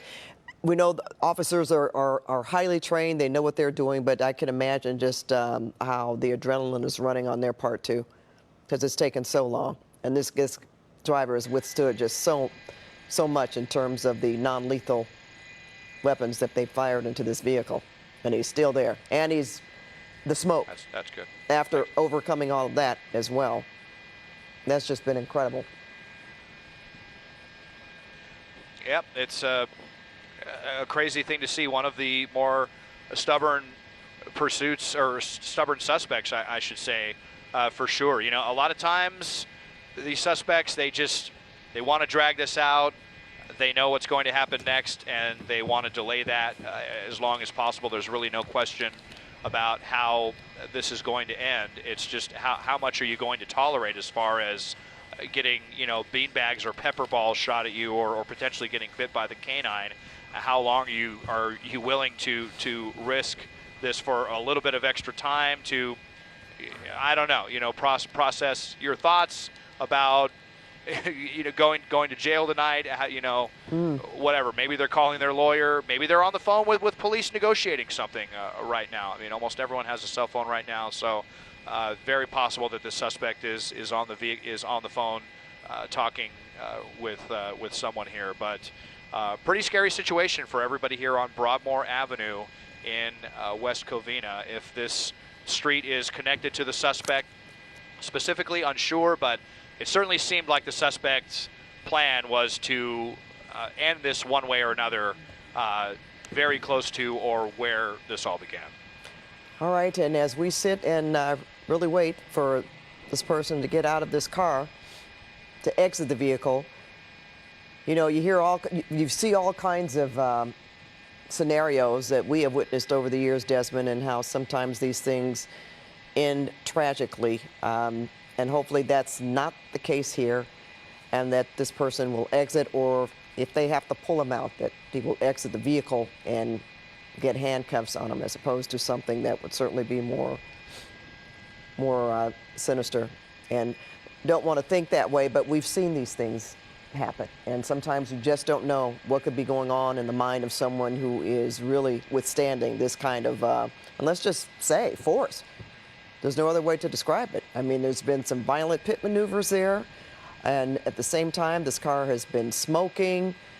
A lot of smoke coming from that vehicle on the driver's part, actually, you know, gassing it up, revving the engine so that he presents a lot of smoke, maybe thinking that that was going to do something, that the officers were going to retreat, but they have not. They have not moved. They have moved in on this suspect, and he has been in this position, holed in, for, I would say, at least 20 minutes now. And no movement, except when Desmond mentioned about 10 minutes ago that the driver had his head out of the car, possibly to try to clear his airways from all of that smoke that was coming from the inside. But that was really the last time, and they have fired a couple of rounds of non-lethal weapons in this vehicle, but still no movement. And Desmond, you know, with the angle here, we're looking at the back of this vehicle, but I don't know if you can tell from the front anyway, because of how he's boxed in there, if there is any movement inside the car at all. Yeah, we haven't been able to see any movement at all. You might be able to see a little bit of the residue from what was probably a pepper ball right there near the rail there along the passenger side roofline of this SUV. That and I understand now. Let me just widen out for a second, because they may actually be getting ready to bring in a Bearcat on this one. That is one of the large armored vehicles. We'll see if it looks like, okay, so that there's a Bearcat that is down here. That's one of the large armored vehicles. And now let's see what they're going to do, if they're going to bring one of those vehicles in, and then perhaps they'll bring this to a conclusion, and that may answer the question I asked earlier, if West Covina has their own armored vehicles, or if this is sheriff's deputies who were coming in. But once they have the Bearcat there, then they have other things that they can do. They can actually attach kind of a pole to the front of it and smash out one of the windows if they want, and they can even use that pole to drop in some irritant gas, which would almost certainly flush this suspect out. But here comes the Bearcat right now. We're going to try to see if we can go forward a little bit here. You see the Bearcat creeping up right here. And, I mean, how intimidating this must be for the suspect. Seeing this, that's right there. Is that huge on the armored vehicle. On the grass? Right up on the grass. Yeah. And, I'm sure that the resident isn't terribly happy about that. But, this is, they got to do what they got to do on this one. And so they're repositioning this Bearcat, and let's see what they're going to do with it here. Kind of hesitant to reposition too much and lose this behind the trees when they might be getting to move in with something. But they may be coming in with some shields. Maybe they wanted to wait for shields before they wanted to move in. The way they've been acting throughout this pursuit is that they do not think that the suspect is armed, doing all the pit maneuvers and just getting right up against it. But regardless, it looks like they have summoned this big armored vehicle right here, and they are going to come in now, and it looks like they're going to basically block the suspect in from 3 sides. And indeed, this does look like West Covina's own armored Bearcat vehicle here, bulletproof vehicle, this massive, intimidating vehicle that we've seen many times with LAPD and sheriff's deputies. And so now this is one more complication for this resistant suspect. Yeah, no question. And, just going to say this in terms of budgeting, they have this large Bearcat vehicle that I would, not be surprised if it doesn't get much use. And, I just can't help but look at this picture, Desmond, as you see this Bearcat vehicle, all of these police cruisers, that white car and that basketball hoop that is right in front of that white car. That's almost, just the picture here, I just had to mention that. That's almost movie-esque, if you will, and we are in LA. Well, there is the, he's exiting the Bearcat vehicle. And you know what? I do want to do a little promo right here, Desmond, as we're looking at your picture, because David Goldstein had an excellent investigative report. And we just want to tell our viewers who have been waiting to see David's investigation that we will bring that to you streaming on CBS News Los Angeles right after we have completed this breaking news. So make sure to turn to CBS News LA, our streaming service, so you can watch David Goldstein's investigation. It's a very, very good one. And of course, we'll have more on CBS tomorrow. But that will air on CBS LA streaming service right after this breaking news is over. And Desmond, back up to you. Should be any minute now. They're getting in position. Well, yes, we hope any minute, but we know that sometimes these situations can take a long time to play out. Certainly when it comes to LAPD or the sheriff's deputies, but we'll see if West Covina wants to expedite this. But I wanted to mention, and I know it's a little difficult to show you. Let me see if I can perhaps highlight this. There's something right here. That right there, that is what the suspect threw out the window. Unfortunately, I can't really zoom in too much more, but you can see it almost looks like maybe a baton or something. A cylinder of some like kind, that. right? Yeah, something kind of cylindrical. So unsure what that is. But when the suspect was going crazy with the smoke flying everywhere and the rubbers, screeching, he had his head hanging out the window and threw whatever that is out. So if that's a weapon or not, unclear. West Covina, they're not going to move in and retrieve that until after this situation is resolved. But kind of just wanted to note too that the officer that came out that was driving the Bearcat did not have bulletproof vest on or a helmet or anything like that, as we typically see in other situations. And I guess that's because this is not SWAT. This is just West Covina's own armored vehicle here. But we'll see if there may be some gear back there. They might be getting ready to gear up, and maybe once they have they feel like they're safe enough if they have helmets on and bulletproof vests and shields, they may just go right up to the vehicle, smash out windows, yank them out. Okay. Desmond, just a second. We will continue to follow this pursuit standoff streaming on CBS News Los Angeles, and then we'll bring you David Goldstein's investigation also on CBS News Los Angeles. The Late Show with Stephen Colbert is next. All right, we are streaming now on CBS News Los Angeles, back with Desmond Chaw overhead in Sky 2. And Desmond, what a scene we're looking at here. We noticed this Bearcat owned by West Covina PD pulled up about the last 10 minutes or so, and the driver of the Bearcat actually got out of the vehicle with, as you say, no armor or helmet, but I'm not exactly sure what they're doing. I noticed you talked about, and we've seen that before, that long pole that is attached to one of these units that can actually smash a window or actually deploy some kind of irritant into this car. But from right now, can you tell if that's something that they're getting ready to attempt? I can't tell from this angle, unfortunately. We have a very ill-placed tree, and then it's also pretty dark there behind right here. We'll see if we're able to reposition at some point. But, yeah, so the other agencies call that a bang pole, which sounds kind of silly, but that's basically the reason they call it that is because they can use the pole to smash out a window, and then there's a little claw on the end of that pole that they can throw in a flashbang grenade or some kind of irritant gas if they want to flush out a suspect. And they probably have it in the back here as well as some other protective equipment. I'm sure they're formulating a plan back there behind the Bearcat, behind the safety of the armored doors. You've got officers over here with weapons drawn. We saw a canine come to the scene very, very quickly. They're down here somewhere up there. I speak of the canine, and we just saw him go right across the shot. They're behind that tree as well, so they might be prepping the canine. Lots of different things they can do.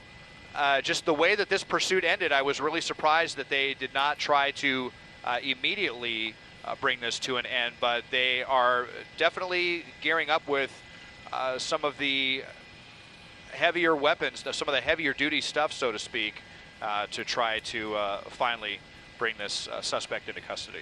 And they're really taking their time in planning, I guess, how they're going to execute this, because we've been watching and we've been waiting.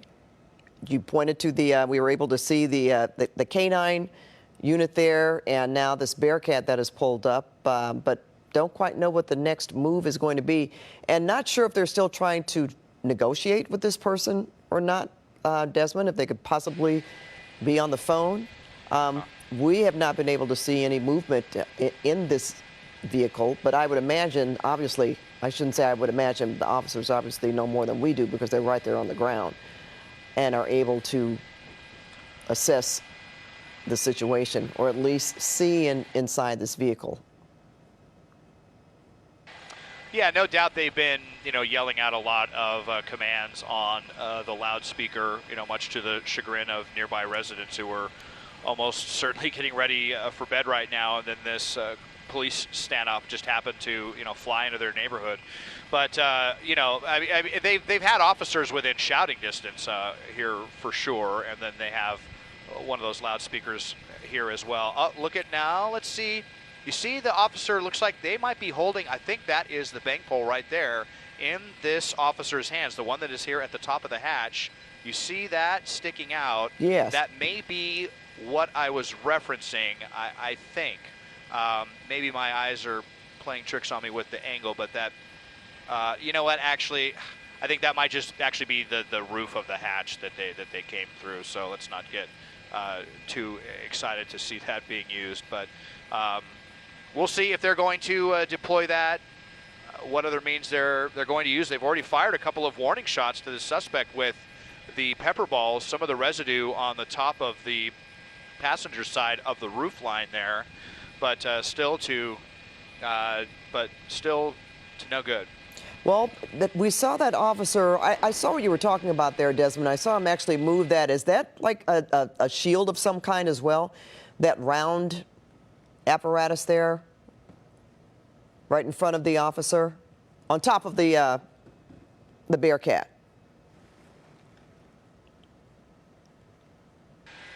Okay, you back, Des? Pat, well, yeah. Here's the officer right now. He's definitely getting something ready. We've got other officers walking around out here, but this is kind of unbelievable, Pat. But we apparently have another pursuit going on right now, northbound on Azusa Avenue, which is very, very close to where we are right now. Right, apparently out in this area. So, see if my pilot can help me find this one here. Azusa and Rollins now, I'm being told. Is that, yep. Wow, That's how still about that? East Well, San we're going to go Gabriel follow Valley. this pursuit now. Yeah, kind of amazing as one. Let's go follow this pursuit here, Jeff. That's my pilot here who's doing a great job, and we'll try to learn. So we've gone from a standoff situation. It was a docile pursuit that got crazy at the end, and a standoff situation to a late-night active pursuit. It is a full moon out there, Pat, as the we are buck northbound moon. on Azusa Avenue. Yeah, okay, making a turn now. Now we're on Badillo Street, and we'll see if we can get some more information about why this person is being pursued, and we'll see. I believe this might be sheriff's deputies, but two pursuits here in the same area. Industry sheriffs. They are the ones in a pursuit in a parking lot, and is this parking lot going to come back out into the street? Going over the sidewalk here. So it's a stolen vehicle. It's a stolen vehicle pursuit, and we'll see if we can get the make and model. Is this a Mustang? No, I'm not sure what this vehicle is. I'm sure I have car friends that are probably going to text me and tell me what this is, but we've got a pretty crazy here, another pursuit taking place. Is he Let's see stopping? what happens with this one, Pat. It's stopping. Out of the Out. vehicle. 4 people? Wow. 4 people got out. And the Four driver's people still got going. out of the vehicle right there. And the driver's still going. So now the driver probably solo, but there was a full house inside of that vehicle right there. That's pretty crazy. And driving really, really crazy here back onto Azusa Avenue. And so cutting through that parking lot, dropping off a bunch of people. It looked like at least 1 or 2 of those people got out with their hands up ready to surrender. Maybe they didn't want anything to do with this. I couldn't tell if other folks were trying to flee. Hey, Desmond? All right, just want to tell our viewers on KCAL 9 that we are overhead with Desmond Shaw in Sky 9 right now.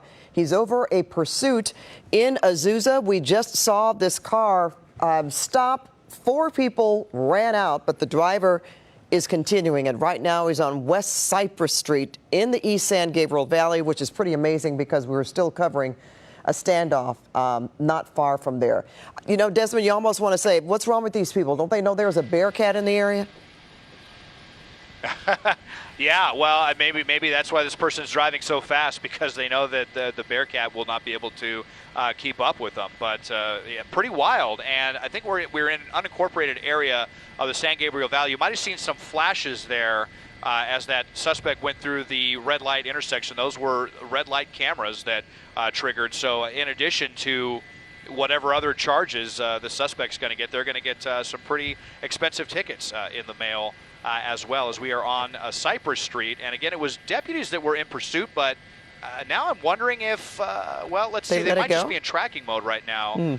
Well, I think that's a deputy right there. So they may be pursuing. We know LA County Sheriff's deputies typically not nearly as aggressive as West Covina was in that pursuit. There are many times where the watch commander just says, nope, we're not going to chase this vehicle, but they may be keeping with this one. Again, a stolen vehicle, and on Vincent Avenue here through another red light. And yeah, we just heard Simon Des tell me that the watch commander has approved re-engaging this pursuit. So we'll see if another deputy catches back up, and then we'll see if the watch commander is approving the pursuit, then they may approve a pit maneuver. We'll just see how this unfolds. All right, well, we've seen a number of pit maneuvers tonight, and it's interesting, I'm sure. But those 4 people that got out of the car, I would think that they got them or apprehended. I haven't heard anything yet about that, but possibly they could be giving up some information. And again, we're still not exactly sure of what this want is, but we do know this is a stolen vehicle.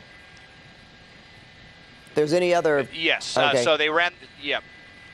They ran the plates there on that, and then it came back stolen. So deputies were probably following it for a bit, wanting to get personnel in place. And once they had it, they lit it up, and the suspect decided they did not want to comply. We saw him go into that parking lot and drop off 4 people. I couldn't tell. It almost looked like we might have to go back and look at the video. I was making some camera adjustments at the moment, but it looked like one of those people might have been pretty young.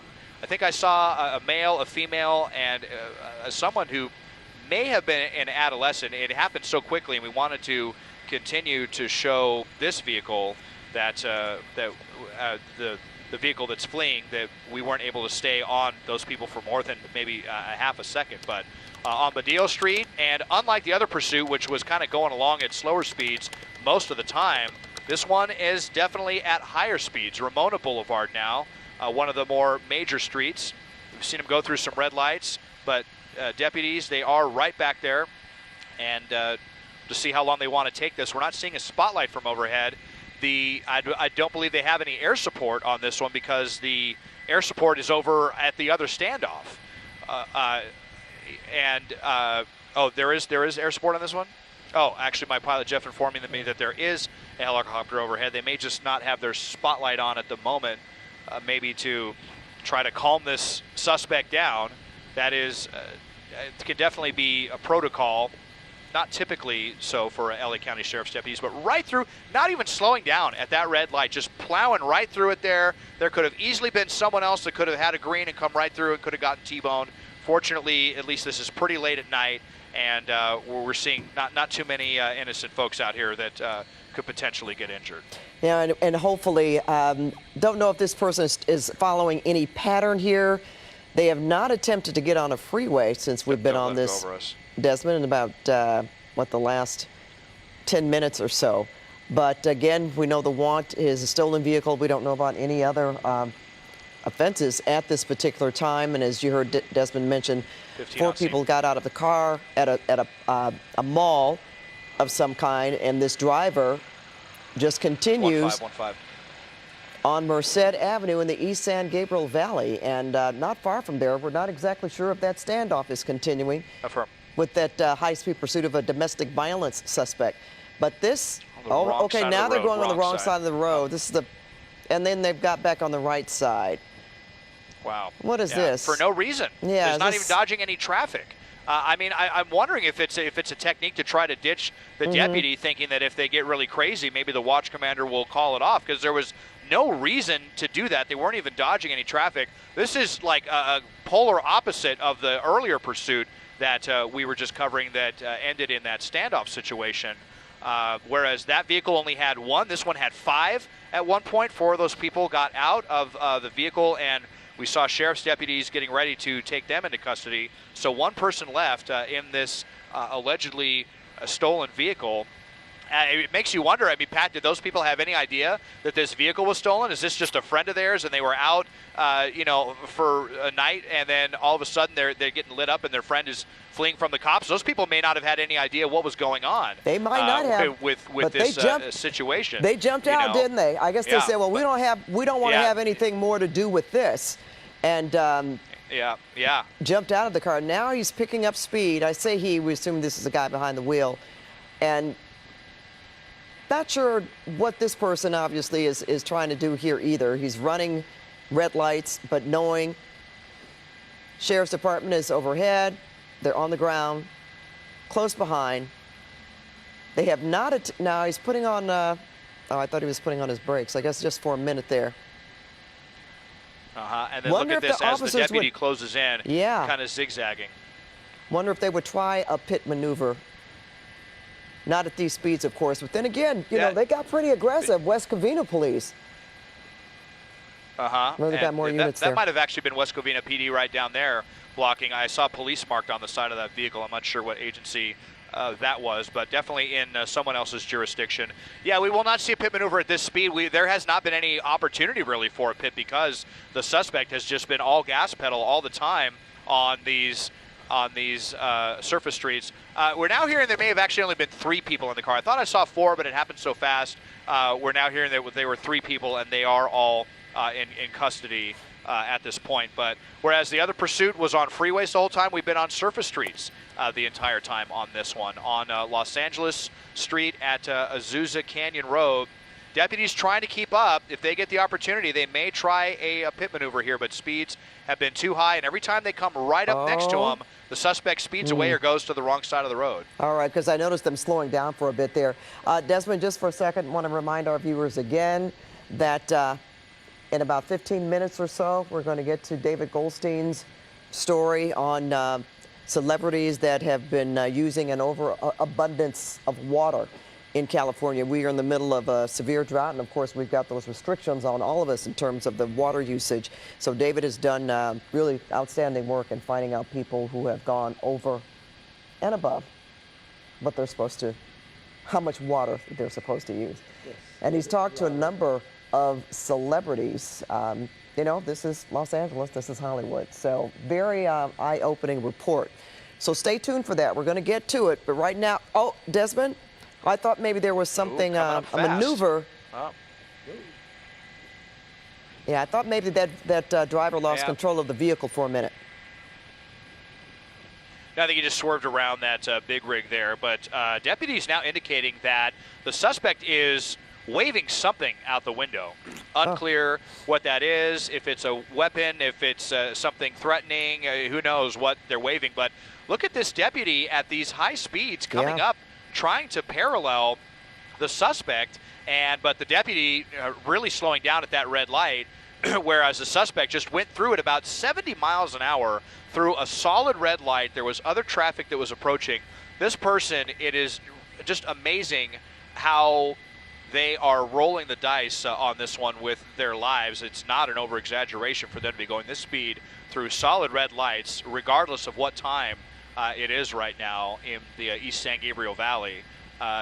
This could very easily end in a bad way if the suspect continues this. There's no question. If they're waving something at police, then you know, they're obviously not thinking very clearly. You mentioned the guys that jumped out of the car. They all looked very young.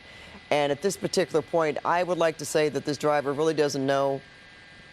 You know, as you say, Desmond, you don't know who you're messing with. I mean, seriously, considering what we have seen tonight, they've got to know also that the police are on right behind this vehicle. They're overhead.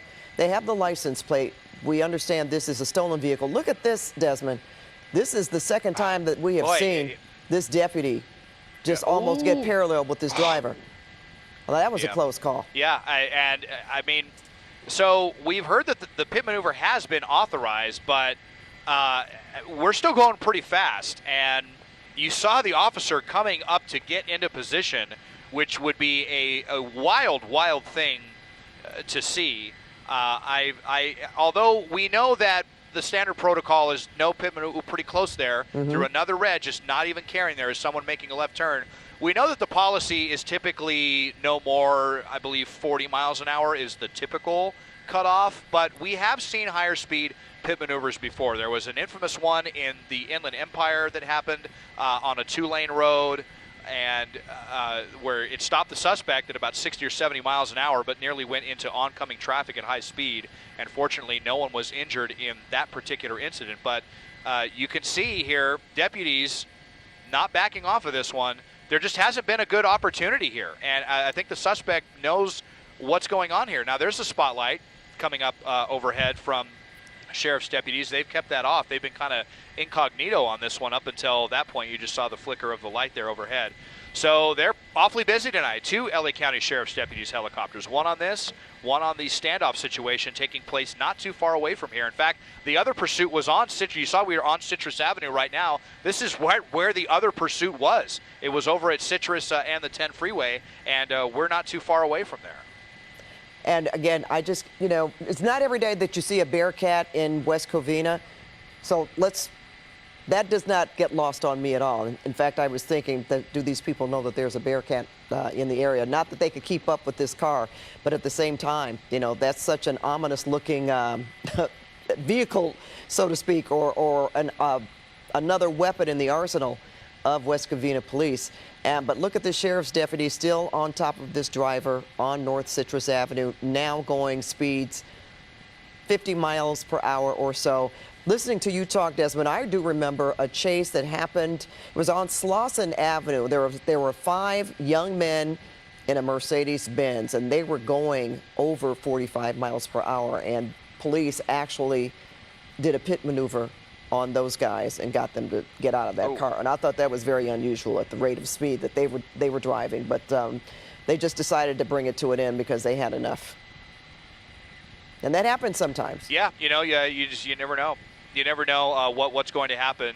There was, another time where they did a pit on the freeway. It was in some heavier traffic. So, perhaps, not, 100% on the deputy's protocol, but perhaps they got some, permission to do that if they need to at high speeds. Now, it happened really quickly, but it looked like deputies might have been out there with spike strips. I saw some on the side of the road with a spot with a flashlight. There were 3 or 4 deputies standing out there out of their vehicle, and they may have been trying to do a spike strip there, but I think it happened so quickly that they didn't have the opportunity for that. Now getting on the freeway for the first time that we've been on the freeway tonight. On the 10. And you see deputies kind of giving a little bit of space, but yeah, we're on the 10 right now, and you can see here getting up to some pretty high speeds, just up to about pretty close to 100 miles an hour now in some light traffic as we pass Azusa Avenue.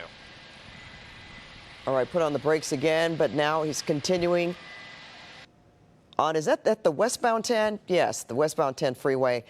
This started not far from the westbound 10 in Azusa, in the Azusa Avenue. Is that correct? All right.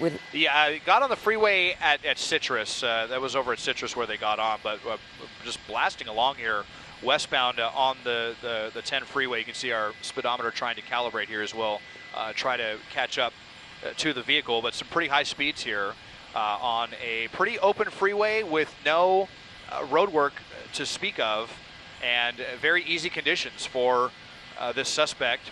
And they're asking if CHP can get involved. Sheriff's deputies, once something gets on the freeway, they like to get CHP involved. They would prefer to hand it off to them if they are able to, if CHP is able to. And actually, we do have some road work going on right here. Kind of lost it behind the sound wall, but there we go. We'll reacquire it here shortly.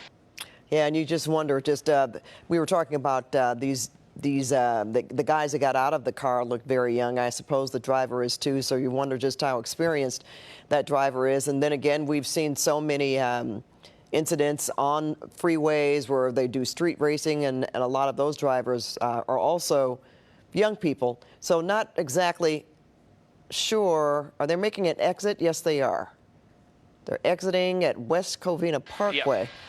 Okay, so they're off the freeway. Yeah, so right back off the freeway now, and pretty close to the West Covina Mall there. And we would have actually probably preferred to see this on the freeway instead of surface streets, just because of how this one has been going on surface streets as they get ready to go underneath us right now. And we're on Pacific Avenue now, and we'll zoom back in here in a second, but there's 2 sheriff's deputies that are right back behind them, and we'll see what they're going to do. There just has not been a good opportunity for a pit maneuver on this one, but now on a small street, 1 lane in each direction, passing a innocent person right here. The spotlight's back off from the sheriff's deputies. I believe they're still overhead, but well, no, there's the spotlight, and I don't know. I'm just really worried about how this is going to end. Kind of some dark streets, high speeds on some of these smaller streets, even though there's not a lot of people out here right now. This person is driving awfully crazy. Yeah, their intent is just to get away. And that's why they're driving so fast and recklessly, and that's what you worry about. As you mentioned, they got off the freeway and now they're in surface streets, and we've seen so many times where this thing could end badly. They could damage someone else's vehicle, another person, because of what they're thinking right now, which is really no rhyme or reason. If this is a stolen vehicle, they think they're going to elude police, but we know oftentimes that is not the case. Is he slowing down a little bit? Maybe he doesn't think that the sheriff's department is are they closely behind him again, Desmond, or not? Well, they pulled back there a little are. bit. They're, Oh, there they're they kind are, of keeping though. their distance. Yeah. Yeah, I'm wondering if they're thinking about spike strips or something. I'm pretty sure what we saw earlier before the suspect got on the freeway was a spike strip attempt. And I don't believe it was successful. It happened so quickly that the driver is going so fast. It's going to be really hard to time that.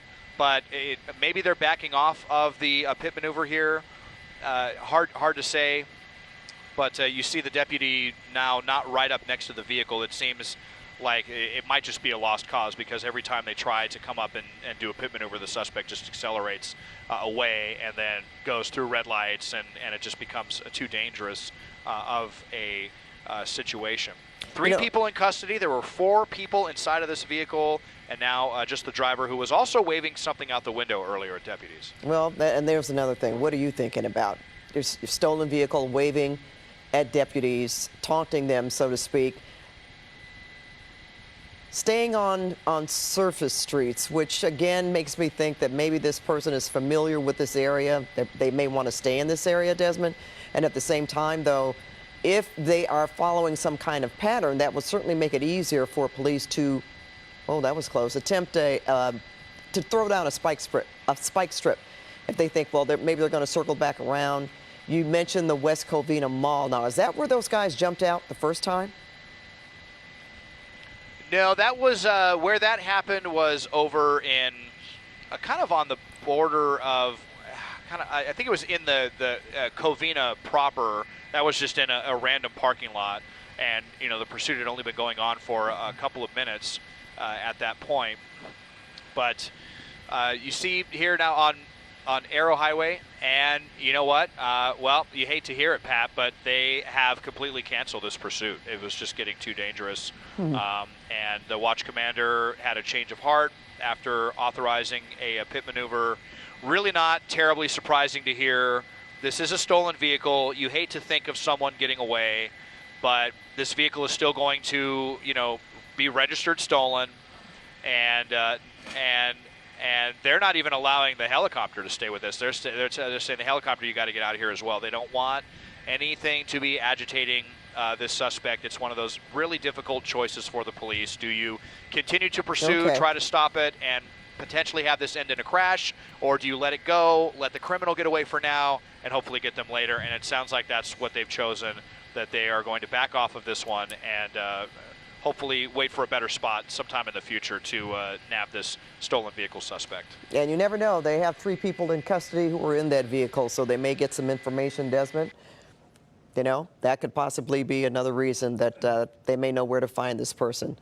So, Desmond, we are going to end this then and let you get back to base, since they're not covering this anymore. Officers have backed off this pursuit of a stolen vehicle. So we are going to conclude our coverage here on KCAL 9 and streaming on CBS News Los Angeles, and we will bring you David Goldstein's investigation. Some celebrities are using more water than allowed. That's right now on CBS News Los Angeles. And now to that other story. California officials have been urging everyone to conserve water because of the severe drought. But CBS 2 Investigates has found some big Hollywood celebrities may not be doing their part. Investigative reporter David Goldstein is here with what he found. David. Yeah, Pat, A-list celebrities not getting an A on saving water. Everyone has to do their part to conserve water. That's the message from the Las Virgenes Water District. We exclusively obtained the list of people who are using way more water than they should, and found plenty of celebrities who aren't playing by the rules, while others are trying to conserve. It's been this way for probably about 3-4 weeks. Mike Hazen is talking about this, the brown grass outside his Agoura Hills home. This stinks a little bit. Ever since a drought emergency went into effect last December in the Las Virgenes Water District, people have been asked to conserve. Watering now is only allowed once a week. Everyone has a water budget. If you go over it, you may get hit with financial penalties. Staying in budget leads to brown grass at Hazen's house. I think I'm doing my part. I'm trying to do my part. But while he's doing his part, the Water District serves about 75,000 residents and relies on a water supply that's dangerously low. The district covers the sprawling hills of multi-million-dollar mansions in western LA County. CBS 2 Investigates found that according to Water District public records we obtained, some celebrities are among those who aren't following the rules that everyone else has to follow. My name is Kourtney Kardashian, and these are 3 rooms in my home. Take reality star Kourtney Kardashian. She lives in this $8 million home in Calabasas. Water records we obtain show the account, which is listed under a trust, used 245% of its allotted water budget in May. That's almost 1.5 times more than what's budgeted. The 4th month it went over budget. Sylvester Stallone's $18 million mansion in Hidden Hills is also on the list of those who went over budget for at least 4 months. Records show the account in his wife's name used 351% of its budget in May. Howie Mandel did this TikTok video from inside his estate in Calabasas. Water records in his wife's name show they used 241% of their water budget in May, also the 4th month. We also found rapper The Game. His home in Calabasas also on the list of those going over budget at least 4 months since December. The water supply condition is very dire. Las Virgenes Water District's Joe McDermott says anyone who exceeds 150% of their budget for at least 2 months pays a penalty for water in an effort to try and get them to conserve. But for some, money seems to flow like water. For those customers that are very affluent and have lots of cash, financial penalties don't necessarily work. We don't think that you should be able to buy your way out of a drought. Everybody needs to do their part. This is very, very serious. You're at 26-ish gallons a minute. So the district has devised a plan. It's pretty quick and painless as far as installation. This disc, placed in the pipe at the water meter of homes over budget for 4 or more months, cuts flow from 26 gallons a minute. The maximum you can get is just a little under 1 gallon a minute. To just 1. It stays on for 2 weeks, forcing people to conserve. I actually tested one out at my house. What'd you think? It wasn't great. The flow restrictor is reserved for the worst offenders with 4 or more months over budget. That means all these celebrities we showed you are on the list to potentially get one, and some already have. Records we obtained show Kevin Hart got one. They show a flow restrictor was installed on his home in Calabasas with a personalized workout area. The restrictor was removed after 2 weeks. This mansion in Calabasas also had a flow restrictor for 2 weeks. The account is in the name of the estate of Michael Jackson. This home also had a flow restrictor for 2 weeks. The water account in the real name of rapper Nas. Imagine everybody flashing. And in keeping with the area, officials say some people, they won't say who, tried to pay their way out. Some have asked us to remove it and how much it would cost to remove it, and in which case I've refused. They want to pay you extra to get rid of it tomorrow? Yeah. Is that fair to the average person in your district? It's not fair. I'm taking the entire lawn out. Environmental activist Erin Brockovich is doing her part, but she's also on the list of those eligible for a restrictor because she's been using too much water. But she's now installing artificial turf and drought-resistant plants and says she's reduced her water use. You are known for environmental causes.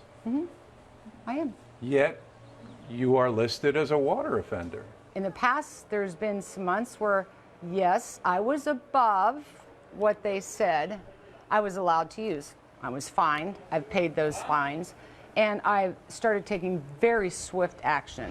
We did have a really nice green lawn. And for those like Mike Hazen who are suffering through the drought, the hope is everyone will get the message. Hopefully, we can come out of this and we can, be able to get some green lawns again.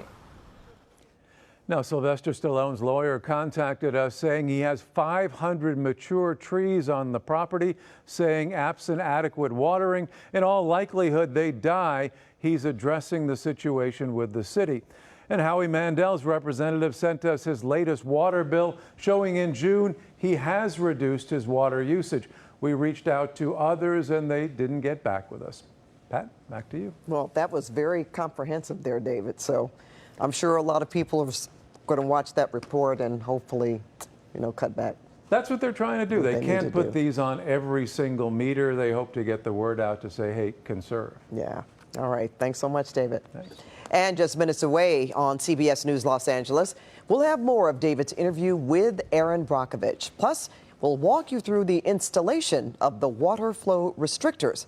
That's coming up in just a couple of minutes. We'll be right back.